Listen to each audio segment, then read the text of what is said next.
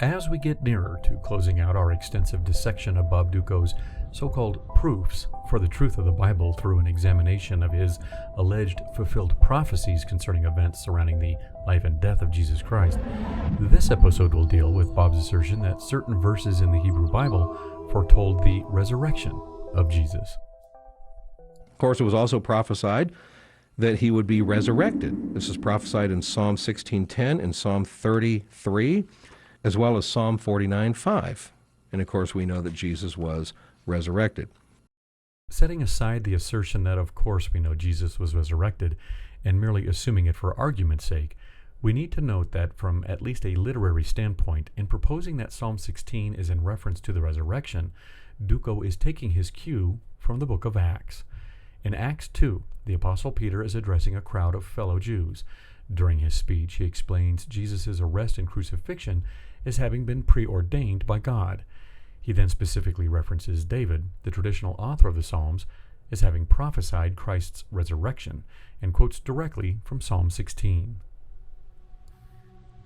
Men of Israel, listen to these words. Jesus, the Nazarene, a man attested to you by God with miracles and wonders and signs, which God performed through him in your midst. Just as you yourselves know, this man, delivered over by the predetermined plan and foreknowledge of God, you nailed to a cross by the hands of godless men and put him to death. But God raised him up again, putting an end to the agony of death, since it was impossible for him to be held in its power. For David says of him, I saw the Lord always in my presence, for he is at my right hand, so that I will not be shaken. Therefore my heart was glad, and my tongue exulted. Moreover, my flesh also will live in hope, because you will not abandon my soul to Hades, nor allow your Holy One to undergo decay. You have made known to me the ways of life. You will make me full of gladness with your presence.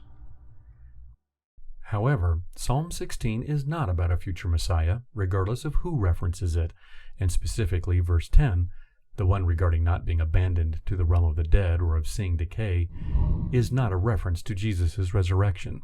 It is instead, in the greater context of the psalm, a line in which the author is rejoicing in the fact that he has not died and gone to the realm of the dead. This realm in the Hebrew text of the psalm is Sheol. In the more ancient Hebrew context, Sheol was a place below the earth where everyone who died would go. Here, the dead exist as a shadow of their former selves, in a gloomy, joyless existence. Here, there was no chance of a relationship with God, as there is in the world of the living. The author of Acts, followed by countless other apologists down through the ages, pulled these verses from Psalm 16 out of their original Hebrew context. As a psalm of praise and thanksgiving, verse 10 should be read in contrast with verse 11. You will not abandon me to the realm of the dead. Instead, you will make known to me the path of life. The context of the psalm is on the immediate presence and deliverance of God for the psalmist. To be alive meant a chance at a relationship with Yahweh, and that relationship brought with it an abundance of life itself. Because the author has this relationship, verse 10 emphasizes the fact for him that God has not given him over to death and abandoned him in Sheol. It has nothing whatsoever to do with any Messiah, future or otherwise, and certainly nothing to do with that Messiah's resurrection from the dead as evidence of his role as the Savior of humankind.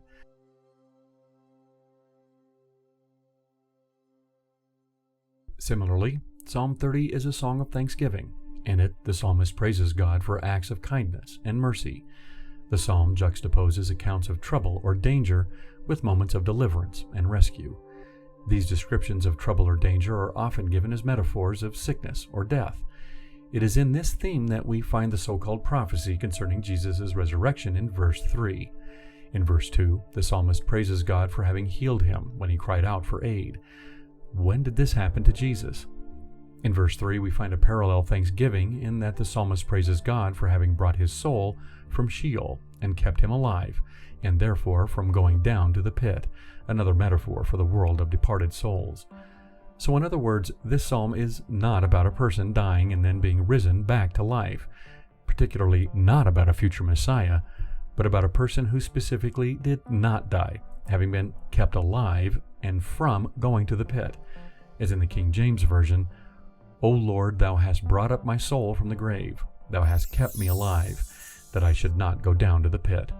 Or, as the NIV has it, God spared the psalmist from going to the pit.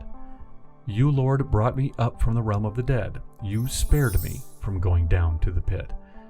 Hardly a reference to Jesus' death. Oddly, Psalm 49:5 says nothing about dying at all, much less of being resurrected from the dead. Dutko probably meant to reference Psalm 49:15, but was either reading from a sloppy list of fulfilled prophecy off a cheap apologetic website, or didn't proofread his own script and still felt justified in charging people $20 for the error. Either way, 49:15 isn't about resurrection either. The entire psalm is directed toward anyone who puts their faith and trust in Yahweh instead of wealth, not about a future Messiah. As noted in Erdman's commentary on the Bible, the truth that the psalm attempts to convey is that death is the great equalizer. People cannot take their wealth with them to the grave. They must leave it behind for others. However, Psalm 49 is not a rejection of wealth as such, but rather a rejection of those who place all their trust in wealth, and who believe that they can put everything right with wealth. No matter how much power and goods the wealthy have accumulated, they cannot buy themselves from the grave. The final verse of the psalm sums up this point succinctly. Those who put their trust in wealth are like brutish animals who do nothing but end up in the grave. Psalm 49 shares its style with Hebrew wisdom literature in that it is characterized by contrasts, of which Dutko's verse 15 is the clearest example. The contrast the psalmist is making between those who trust in wealth juxtaposed with those who put their faith in God is most clear when one looks at the use of the word ransom in the psalm. The author uses something known to scholars as a chiasm. A chiastic pattern is a literary technique in which two ideas, A and B, are compared or contrasted with variants of those ideas, A1 and B1. Thus, A, B, B1, A1.